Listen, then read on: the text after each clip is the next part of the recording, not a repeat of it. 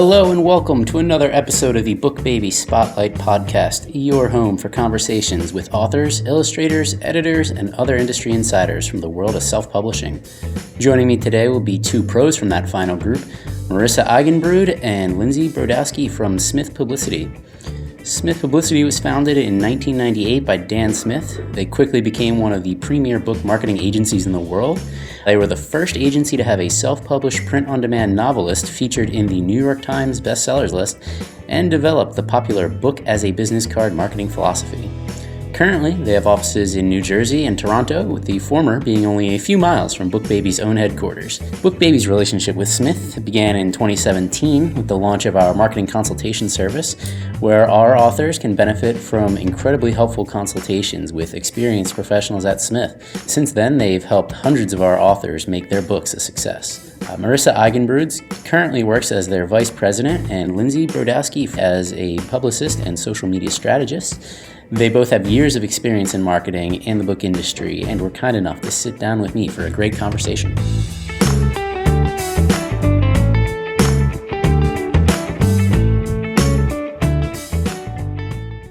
Marissa, Lindsey, thanks for making the long trek from Cherry Hill. I know, it was quite far to get all the way here to Pennsauken, right? Yes. So let's jump right in. I know you guys aren't old enough for the freewheeling Mad Men days of advertising, but what do you think are the biggest changes in advertising since you've been in the industry? Sure. Well, for us at Smith Publicity, we're not so much in advertising as we are more so public relations, and we're doing publicity and marketing for authors and publishers. But I've actually been with Smith for 10 years, so I've seen some big shifts that, within our particular industry that have happened in this time. And, I think one of the biggest changes has been the evolution of the media, for sure, of the types of media that are really grabbing attention, for authors and for their projects. And then with regards to the ways in which authors have the opportunity to market their book. There's so many different channels through which they can share it with different targeted audiences. I think that's grown and given authors an opportunity to really build awareness for their work. Great. We definitely have lots to talk about on social media coming up. So does Smith Publicity work primarily in self-publishing, or do you also work on traditionally published books?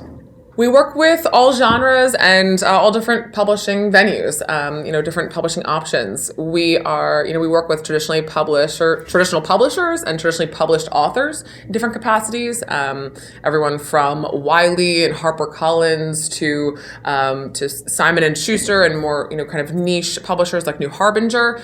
And then we work with a lot of our great hybrids that are coming out into the world today as well. Page 2, Girl Friday, Scribe. And then we really do love our self-published author. That's really what we started our company on. So again, with companies like BookBaby, we have the opportunity to have really high quality self-published titles to work with. And it's if the author's goals and the project align with the work that we do, we love to take on our self-published authors as well. So what's the biggest difference that you see between self-published and traditionally published books or authors? That's a really great question. I think that one of the biggest differences that I see is kind of the entrepreneurial spirit that comes with a self-published author is really exciting. The self-published author has that control over their project. They have the control to make the decisions, to build their teams around their project, and are really, most of the time, again, traditionally published authors are absolutely willing and ready to put the work in, but the self-published author just has a little extra buy-in there because they're really the one driving the project forward. So, seeing that passion and seeing that spirit that they bring to the project is really exciting. There are just so many wonderful resources that are available to develop their book through editing, through design, through cover, that I would say the differences of, days gone by where you could look at a book and tell if it was self-published or traditionally published, it's not as often anymore because of those great channels. So I think that one of the biggest things is just the energy the author brings in, and they're just at a different level than the traditionally published author might be at. So do you think the industry is flattening, where the traditional publishers are becoming more like self-publishers and expect more from their authors? Yeah. Absolutely. Actually, from the conversations we're having with traditional publishers, they are, if you want to sell books, it's not just happening through individual sales through media or individual sales through, through certain marketing opportunities. It really is about tapping into the author's network. An author's network has never been more important than it is today. Not just your social media network, but professional who you know personally, really just tapping into that network and utilizing the people you know to help you with your project is so important. So traditional publishers are absolutely calling upon their authors. If your name isn't James Patterson or J.K. Rowling, you're being expected to really come in with your network and to get your hands dirty, in the process and really get ready to work. So does that go along with the author brand idea where you're constantly promoting yourself? Yes. Yeah. Yeah, definitely. We oftentimes tell our authors that we work with that your book is your business card, that, you're establishing an author brand and presence and not just, a regular guy on the street. And that goes a lot with social media too, with it being such a great channel to kind of create a brand, that wasn't accessible to any sort of author 20 years ago. So yeah, that brand recognition really comes in handy when, especially, if you're creating a series and you want to be recognized as an author of, this YA series or what have you. Creating a brand for yourself really goes a long way, with no matter what genre you're in. If you want to be the expert in business books or if you want to be the next J.K. Rowling, as Marissa said. Yeah, they've got to establish their authority, as one of our previous guests mentioned. Yeah, definitely doing that and building the fan base too. Creating that long-term audience engagement. Yeah. As Lindsey said, if you're creating a series, you don't want to have to start from scratch when book 3 comes out. You want to have that audience engaged over time. So really through your online presence, through your social media platforms, a newsletter you're sending out or speaking that you do, creating that long-term audience engagement is only going to benefit you later on. Absolutely. So with a brand new author, say they come to you and want to sell their book, it's already been released.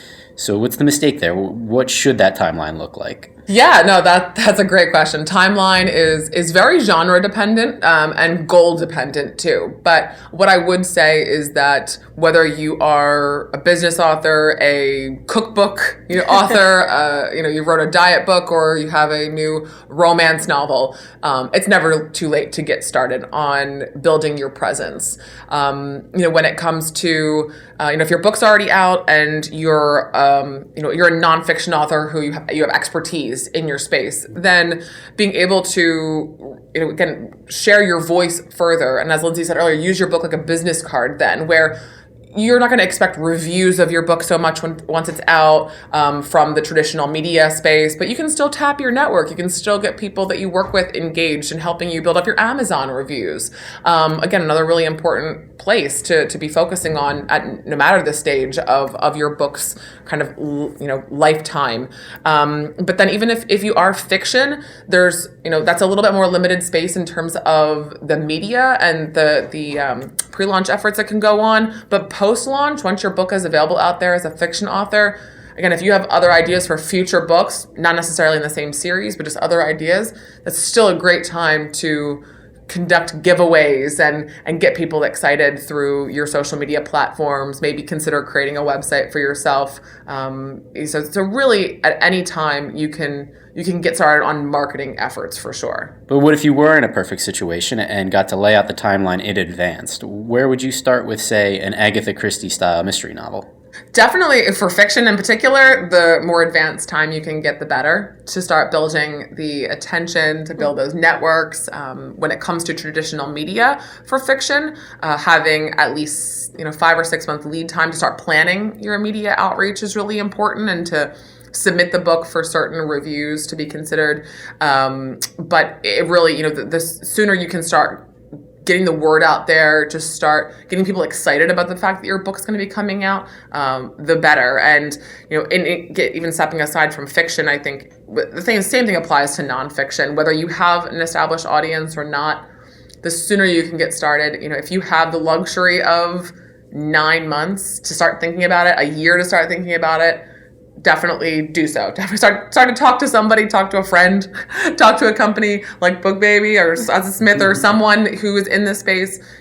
Start asking questions and getting to know, what should I be thinking about at different stages of my book launch process. And Lindsey, if you want to talk about social media for sure in terms of when to get started there. Again, very similar, the sooner the better, especially, once you have that book out and people can see that you already kind of have an established fan base or followers, that kind of piques their interest a little bit more. As soon as you kind of have the tools to start creating this brand on social media is when you should launch it.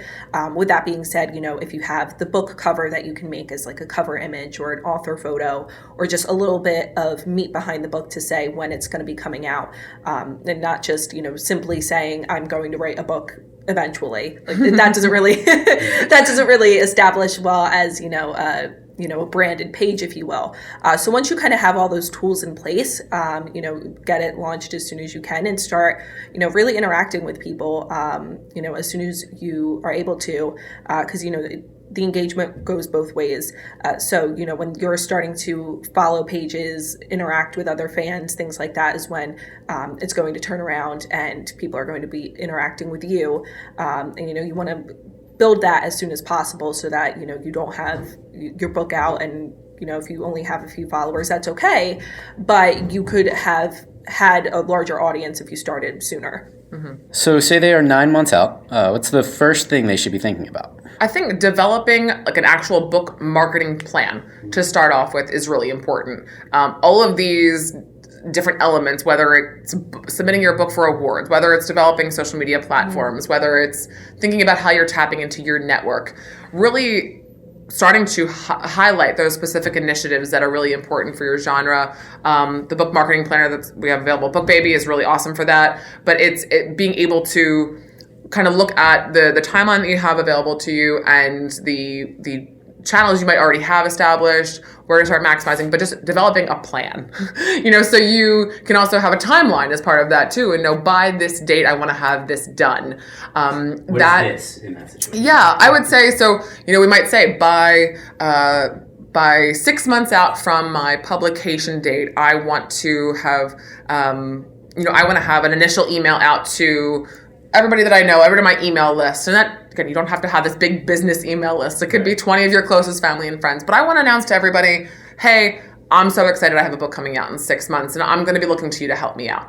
And you might not say exactly what that is yet, but at 6 months out, it might be that message, if you have the luxury of that time. At 9 months out, when you have that book marketing plan, number one on the list should be, let's start building that social media following. Because, again, it's organic. It needs to take time to really build up in that organic way and keep those people engaged with you over time. Right. So really very much thinking about building out a plan and then the timeline that goes along with it. And not forgetting that timeline extends beyond your publication date too.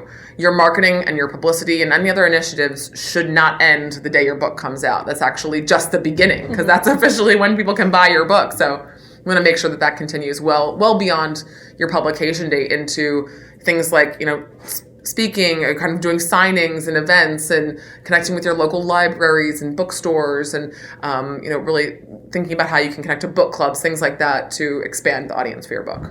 How do you find a book club? That's a great question. Starting locally is really important, especially as a newer author. It's really important to think about the network that's available to you locally.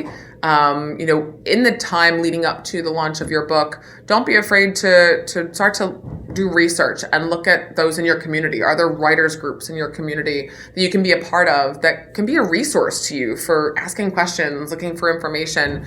Those writers groups could direct you to book clubs they've worked with before, but also really just, kind of thinking about the subject matter of your book and then looking into not just is there a book club there, but if you have a book about maybe family dynamics, it could be a novel, but it's really covering, some kind of unique family dynamics. Is there maybe an organization in the area that kind of addresses the same type of family dynamics that they might have a program that you could be getting into as well? So, but starting locally makes it feel like it's not such a giant thing to take on. If you're trying to find book clubs across the whole country, it can feel very daunting when you're kind of searching online. But there's a lot of great resources. Where Writers Win is a great place that has some really, they have kind of lists and different kind of databases established of some book clubs and things like that. We started touching a little bit on target audiences.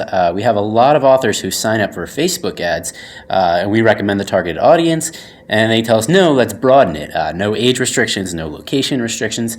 Is that a good idea, bad idea? So I think a lot of people have this misconception with social media that the only way it's successful is if you have a large reach. And I especially think with authors, that's not the case because, they could say, oh, let's, broaden this to every age group, every gender, things like that. But if your main character is a 60-year-old woman, restarting with her life, that's not going to relate to a 20-year-old boy.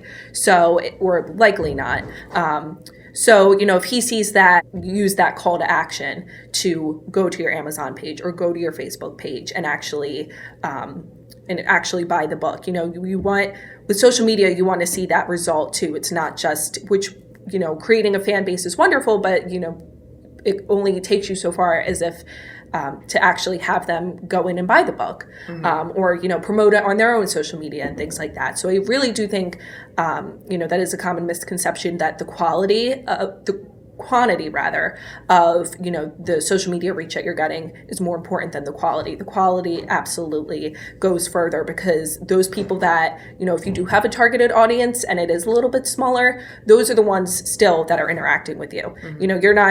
There could be 1,000 people that like your page, but if only 10 of them are buying your book, that's not really an engagement. But if there's only 100 people and 50 of them are interacting with your page, buying the book, percentage-wise, and I'm not a math person, but that goes a lot further. Yeah, you'll be able to see that. Yes, you can tell it's a large percentage difference. Yeah, and that expands well beyond social media too. I mean, when we're looking at the media that we're targeting through traditional media outreach to.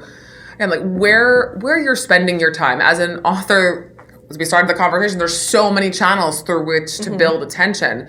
And there's not enough time in the day to really maximize all of them all at once. So where we really encourage our authors is to think about spending their time where their audience lives and to really target that outreach and that effort. Whether you're looking for book clubs, look for book clubs that are geared toward women over the age of 50 or whatever it might be, if that's what your main characters are, if that's the storyline that's connecting with, because that's your easiest in, so more so than it is to convince the 20-year-old individual why this book is of interest to them.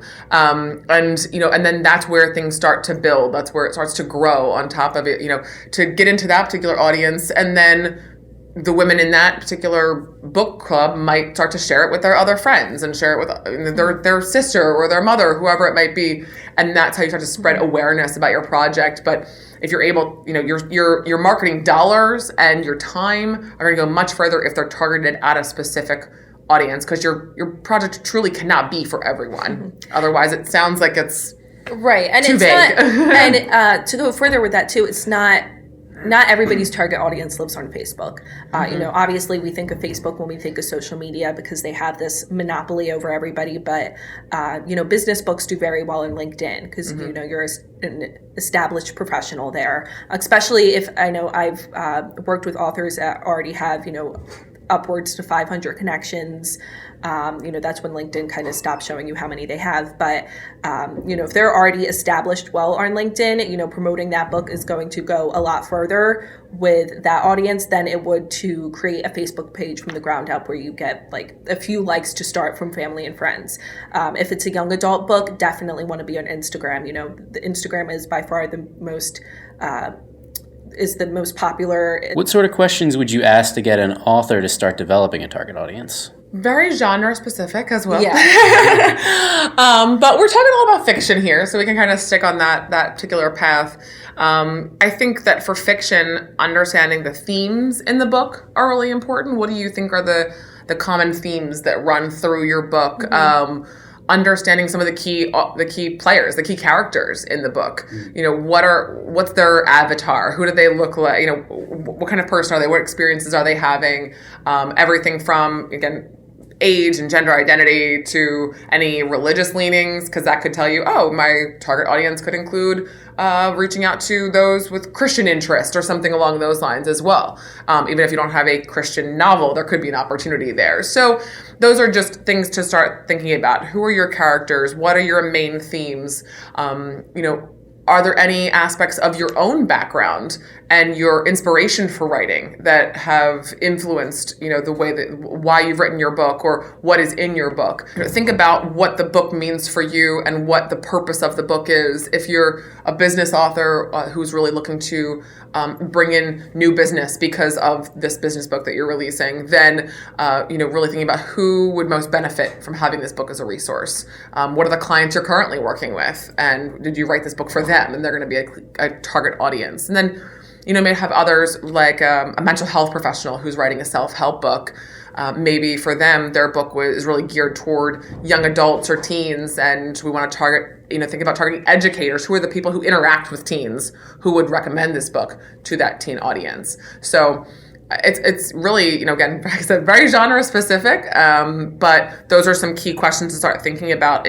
Would you expect someone who wants to work with Smith to have done that before coming to you guys? Not completely. I think that having a general idea, it's important as an author to have an idea of, it's totally fine if you're completely off base with it, but at least thinking about it, it's great for us to know, who did you envision as the ideal person to read your book? Who did you hope would pick this book up? Mm-hmm. And there's a lot of power in that. There's a lot of power in what you envisioned for your book.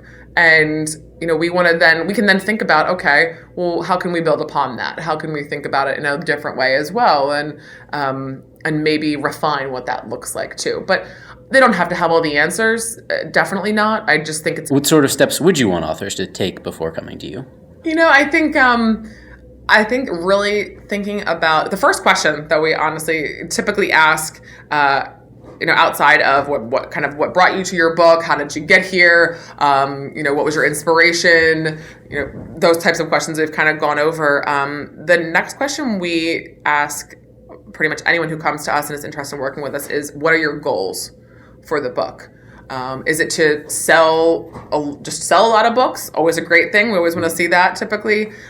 Is it to possibly utilize it as a business card to, lead to more speaking opportunities for you? Are you really hoping that this can be some kind of advocacy tool for a certain cause? What are the goals that you have around the book? Thinking about that and being able to come prepared to speak to that. Again, it doesn't have to be set in stone and completely what it is. Your book launch is, the cliche, it's a marathon, not a sprint. It's something that takes time, no matter your genre. It takes ideally time before, if we're afforded the opportunity to have it before the book launch. If you have your book out already, it's still going to take time to build up interest, to build up a following, to even build engagement within your own networks. But if you're ready to put the work in, it's going to happen. So it's going to look different for each person. But I think that having an idea of those goals and getting... So after a book is launched, how long should an author be actively marketing? 6 months, a year, 5 years? There is, I would say, for really getting direct attention for the book itself, trying to fit into that, most of that in within a year of publication date would be ideal. Yeah. After 1 year, the book becomes older, kind of older. Especially if you get out of the publication year, then your book becomes from last year.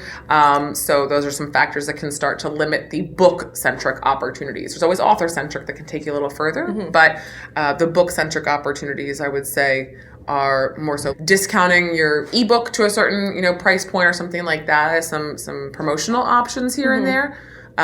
Maybe doing that around like the anniversary or publication date or something, but ideally within 1 year, I would say. So we're looking at 6 months before and a year after. How do you avoid your content getting stale, selling the same thing repeatedly? Yeah.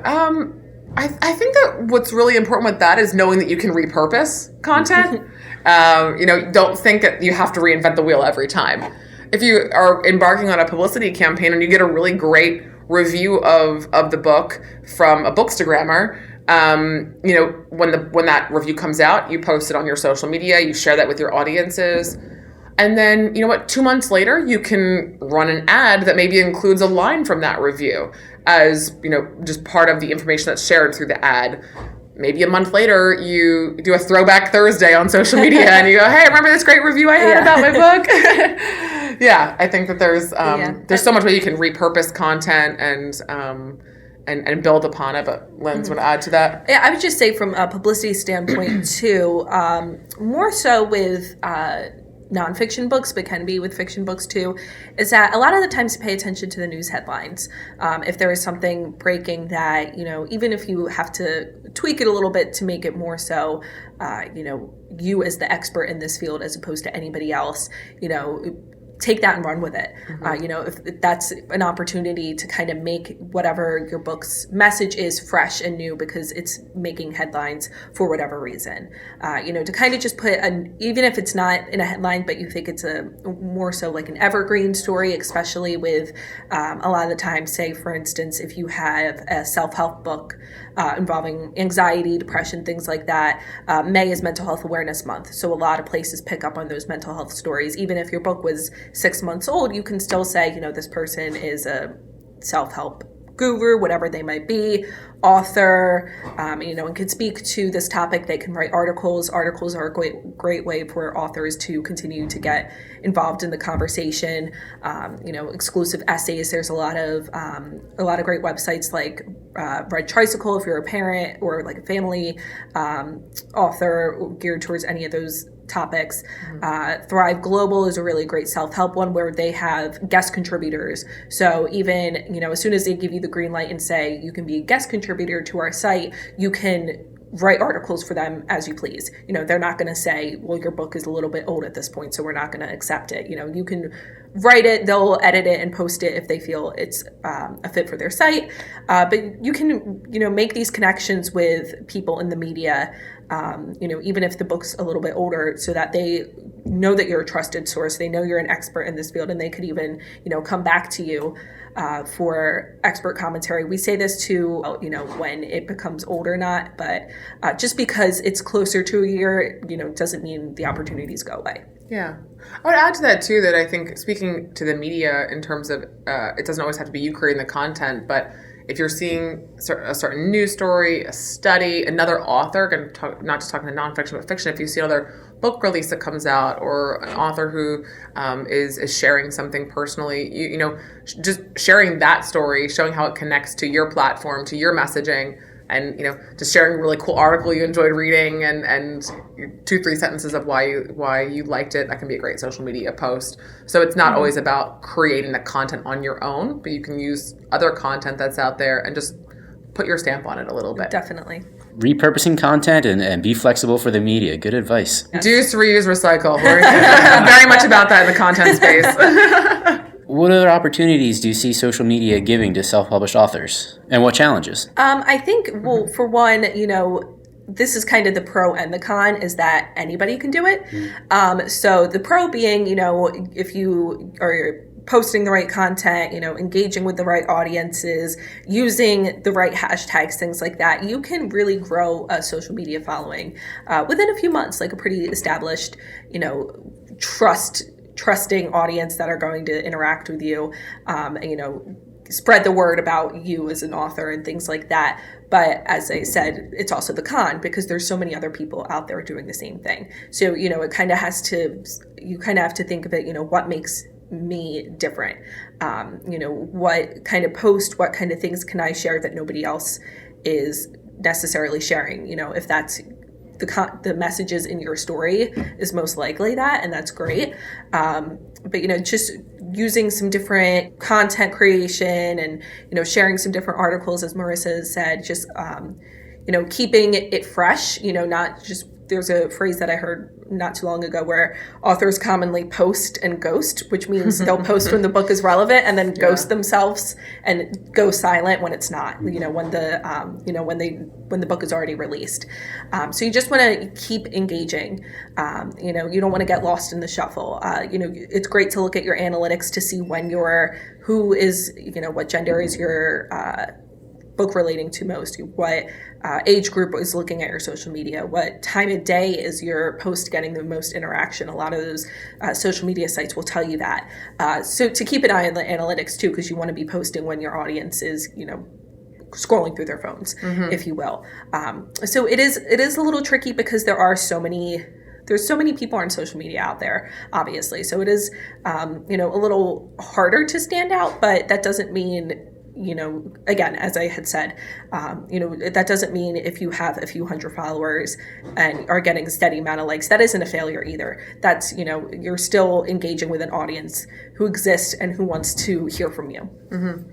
Yeah, I think also adding to that the way you're delivering the content can keep you kind of unique and fresh. So if you see that kind of, it's great to look at your comps as well. Who are their comparable authors? Who are others in your space? And what are they posting? Yes. And if you see that a few of them are posting primarily written posts, maybe think about doing more video. Maybe think about doing a little bit more, kind of images and creating really cool kind of graphics or something like that. And there's so many programs that are available. We love Canva.com. It's a free platform where you can create social media graphics. And those are just great ways to stand out and pepper in some unique ways of sharing content. Everybody likes to engage with different things. One person might like to read a post more, while another person might really enjoy watching a video to learn something or to engage with someone. So kind of changing it up and keeping your content fresh, not just from the actual, what's in the content, but the way it's delivered too, I think can keep you going and can help you to stand out. And I think it's important to make it human.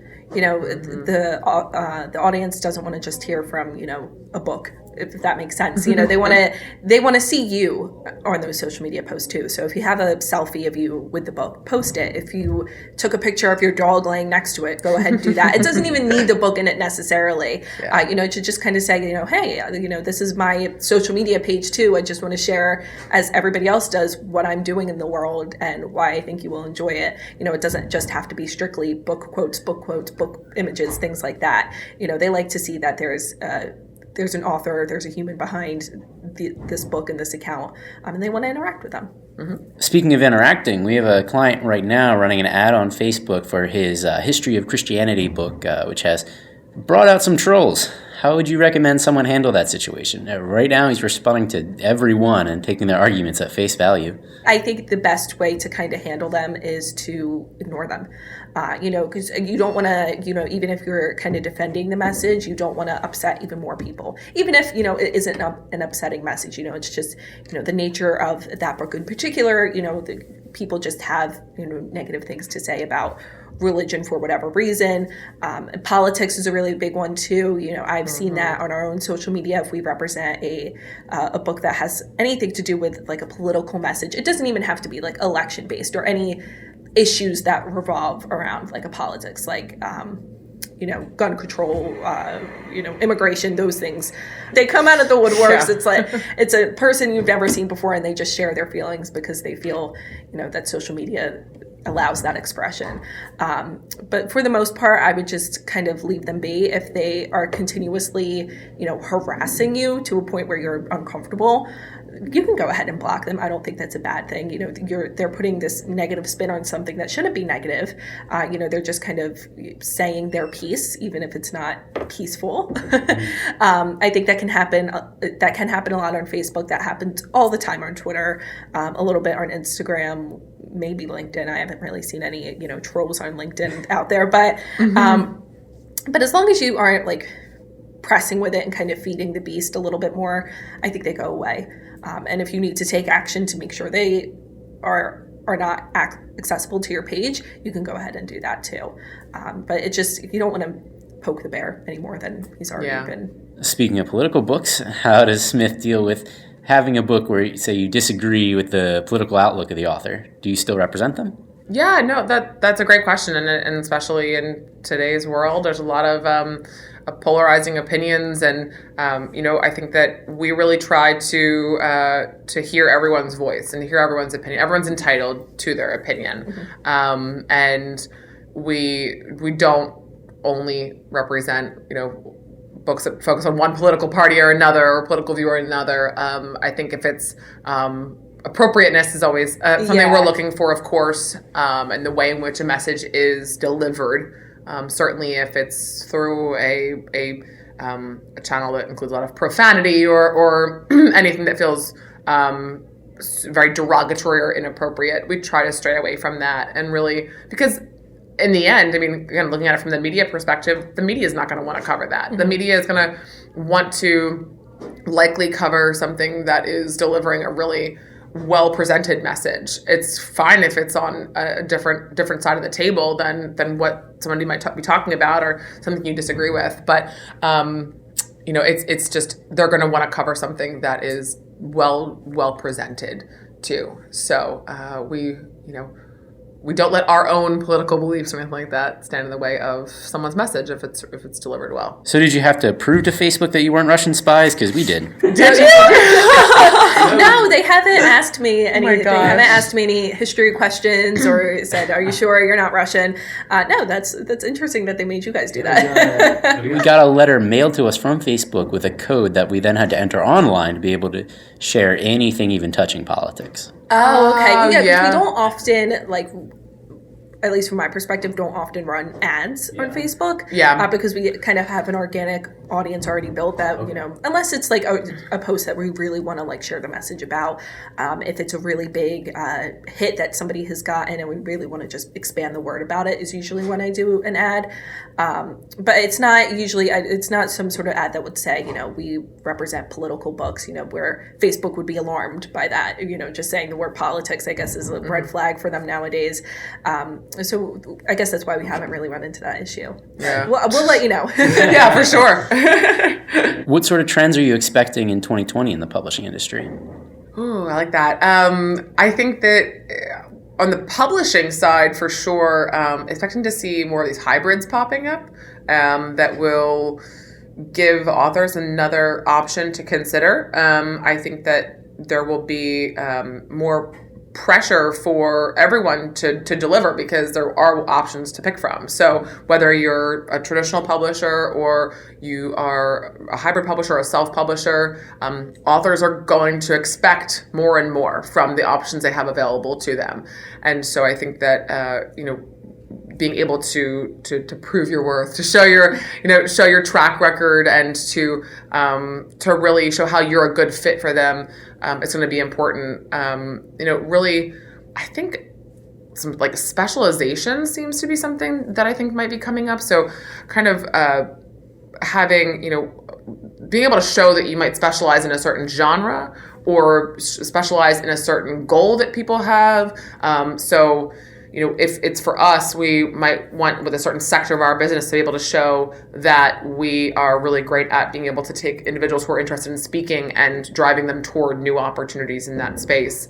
If we're talking about fiction, to be able to say that on another part of our business, because we have kind of genre sectors, if you will, on the fiction side, that we are really, that we're really strong at getting those literary reviews that are really desired, or getting in front of the bookstagrammer community that's so important. But I think just really being able to show that your work is not for everyone either, that it's really specialized and for the right goals, the right authors, that will help all of our other professionals in the industry to continue standing out, and and that people are again expecting more. I think they're expecting more of that authenticity, and the human approach to it too is again, I don't want to sound like an ad or anything like that, but that's something that I feel like between Smith and BookBaby that we have in common. We truly care about the authors that we get to work with. We really want to give them as much of a hands-on approach as we can and show them that we care about walking them through the process. And I think people are looking for more and more of that because there's so much automation out there that if they can actually have that person, that's going to be really important. In terms of genre trends, wow, I would say it's kind of there's a lot of discussion in the self-help space about anxiety and stress and depression. We're continuing to see more and more titles coming out in that space, and the connections between work and life. I think there's no such thing as work-life balance anymore. It's work-life integration is kind of what we're calling it. In the fiction space, the middle grade and YA space continues to grow, and there's still a lot of great trends we're seeing there. So I think it's an exciting year ahead, and I have been super excited to see, just over my years at Smith, the resurgence of printed books, and they're coming back with a vengeance, and they're here to stay, I think. So interesting to see how kind of ebooks and audiobooks continue to play against each other too, and as that space grows as well. So let's get into some specifics about these books. What's the most unique marketing plan you've heard of, and did it work? It was an author named Julian Brass who created a great kind of book movement called Own Your Anxiety. But he was really trying to get into that influencer space. He knew that that was a unique audience for him. So we kind of created influencer list for him so that he can reach out to them directly and promote the book, not just with this Bookstagrammer community, but people that, follow just somebody's everyday lives. We created promotional boxes for him. So, there was these, we sent the book, little essential oils and, branded, I think a branded mug was in there, to really key members of the media to say, here's, some goodies for you. This book is coming out, hint, hint. Which it was interesting because I think a lot of them, were able to interact, and just say, this would, I've received this, thank you, but it wasn't an immediate, yes, like I got this free mug, so I'm going to use this guy for everything. It was certainly opened the book for them, no pun intended, to say, I'll keep them in mind, certainly.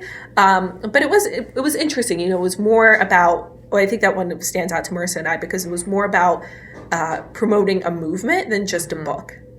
No, I completely agree. I think when we got started with Julian on his project, he had a lot of really unique and different ideas. Mm-hmm. It was really outside of the box in terms of, again, thinking about how to tap into the influencer community, how to, because of the messaging of his book about anxiety, it wasn't just about going after anxiety associations and organizations. He attended a lot of wellness retreats and was taking part in like wellness expos and events and going to yoga studios and things. So again, he was really thinking about where his audience lived and targeting his efforts there versus, because pretty much everybody deals with anxiety, I'm sure, at one point or another.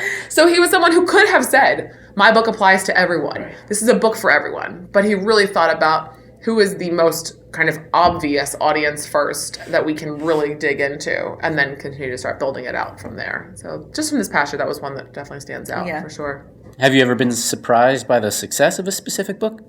The first one that comes to mind, not necessarily the success, but I worked with a author by the name of ML Rosnick, and if I said that name incorrectly, I apologize. But she created this middle grade read about basketball and pirates, which kind of integrated a little bit. And I won't go any further than that, but Shaquille O'Neal was a surprise guest at the end of the book. Like he had a bigger role than I anticipated, and she really wanted to try to get the book to him.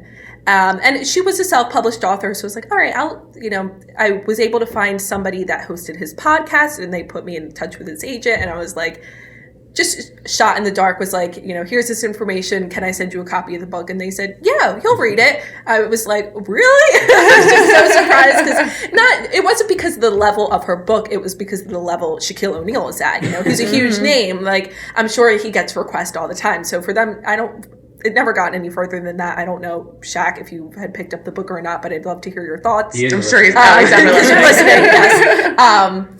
But just in that regard, that they were even interested in it really surprised me. Yeah, it's really cool. I think it's so important as an author. We're talking about a lot of realistic things here, and really kind of grounding yourself in what you're doing and setting your goals. But I think Jim Collins talks about the BHAG goals, your big, hairy, audacious goals to think about.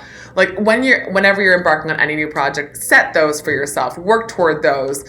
Clearly for ML, the goal was to get this book in the hands of Shaq. And I mean, they're big hands to get into.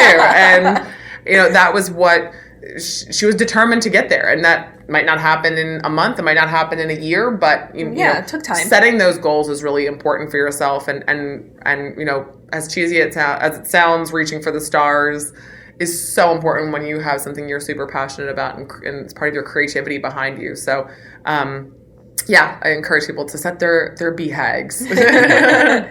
Speaking of famous athletes, I saw you had Venus Williams endorsing one of your books. Yeah, I mean, it's really exciting to see sometimes the names that can pop up unexpectedly behind certain projects that we get a chance to work with. And, there was one not too long ago that the author's next door neighbor was Alec Baldwin. And just because they were neighbors, they knew each other, and there was kind of a discussion around how could we possibly utilize Alec Baldwin to help promote this project. And so I remember that Alec Baldwin was doing something at the time, and he was going to be on one of the late night shows. And so he said, I'd be happy to try to plug your book on the late night show, whichever one it was. I think it was pre-Jimmy Fallon and all that, so it was like Letterman or Leno or something. And he did that, and so actually the author and his wife were able to come and sit in the audience nearby, and he did plug the book. But in preparing for it, Alec needed to learn a little bit more what he should say, what we wanted him to say. So there was a day where Alec Baldwin called Smith Publicity and talked to the publicist for the project, and she gave him a few kind of little tidbits about the book and of things to mention. And so it was an exciting day when Alec Baldwin called Smith Publicity. And I know, just thinking some other celebrities that endorse books this year. I know Robin Roberts did put a Laura book on her, Gaspar-Ade. on her book club, not book club, but best books of 2019 list that Good Morning America did. Kyle Richards from The Real Housewives did a promotion of one of the books. Yep. There was a few others that if I saw the post I would remember. I worked with a author who I believe was through BookBaby, H.P. Waite Haley. Her family was well connected, and she was a good friend of Matt Damon's. So he posted a picture with the book. So it just these little connections that you don't realize that people have, and it's like, oh, we got to utilize this. Yeah, we also had a really exciting thing. And it wasn't a connection actually, but something that happened with kind of a famous entity right now. Another BookBaby author of ours, her name's Sophie Poldermans. She's a book called. I was just emailing her. Were you? Oh, we love Sophie. Her book was called "Seducing and Killing Nazis," which is a really interesting, title and grabs attention right away. So there's a really famous podcast called "My Favorite Murder" that's out right now that has a huge following, and because of a podcast interview that we had secured for Sophie, the hosts of the show were researching the story of the women featured in her book and came across Sophie's podcast and actually talked about Sophie and the book on the podcast, and really neat. So all of a sudden, the day after the podcast aired, she shot up to #1 in the category of Dutch history, because it was about Dutch female teenage resistance fighters during World War II. And that might sound like an obscure category, but that means that she was above the Diary of Anne Frank. So that's kind of a big deal. What projects are you working on right now that you're excited about? One that we're really excited about that we're working on in the business space is the former CEO of Campbell Soup, so keeping it local with Campbell Soup based in Camden here. Former CEO Doug Conant has his next book that he's releasing, a book a few years back, releasing in March, and so we're working on that. We're really excited about that one. We have a few titles that we're working with Nelson Books on right now, and some really exciting work coming out early in the year with them. I've been working with a few self-help journals, which I think are very interesting. There are a few different titles, but they, just the message in them I think is really cool. The fact that it's a journal and that you can kind of create your own adventure with it. I know from other people at Smith, they're working on a lot of Wattpad titles with Wattpad's release of print books. Yeah. What's Wattpad? It's a website where people write their own stories, but it's a lot of fan fiction, young adult, things like that. But it turned into a publishing house. So they're these titles that are really big on Wattpad, people can download them, read them on their e-readers, computers, and comment, and it's very, that young audience. But they created print books of their most successful Wattpad stories, which we're currently working with that team to promote these books. I think it's just such a new space that's always one that catches my attention. Yeah. Personally. Yeah. There's one that is actually was published in August, but is getting some really nice attention right now, was through the publisher Nicholas Brealey. The book's called Epic Continent by Nicholas Duber, and it's a really neat look at literature and old stories from Beowulf and back in that time period, and how different European cities and places in Europe influence the stories and the telling of those stories. And it was actually just named one of the best books of the year by NPR and National Geographic. So that's just a really cool one that's getting some really nice attention right now. But we have a number of titles getting ready for next year. They're super diverse, anything from fiction and working with small publishers to some of our traditionally published titles, and business and self-help, and you name it, across the board. We've got, starting up in January, the release isn't going to be till March, but we have actually another BookBaby, 2 authors together, Chris Berg and Paul Smith, if you're out there.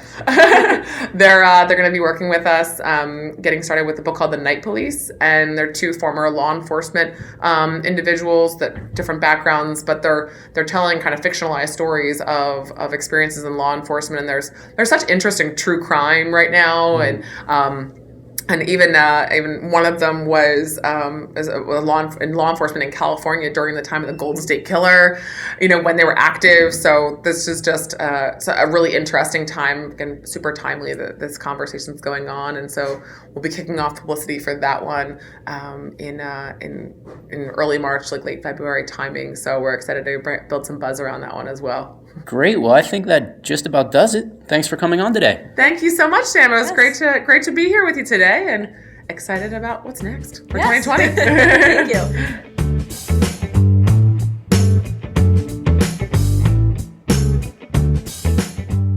Well, that ran a little longer than expected. Thanks again to Lindsey Brodowski and Marissa Eigenbrood of Smith Publicity for providing their expertise. If you're interested in a consultation with Smith or to publish with BookBaby, please reach out to us. info@bookbaby.com or 877-961-6878. Thanks as always to Jim and Brian for their support. My name's Sam Saddam, and until next time, this has been the BookBaby Spotlight Podcast.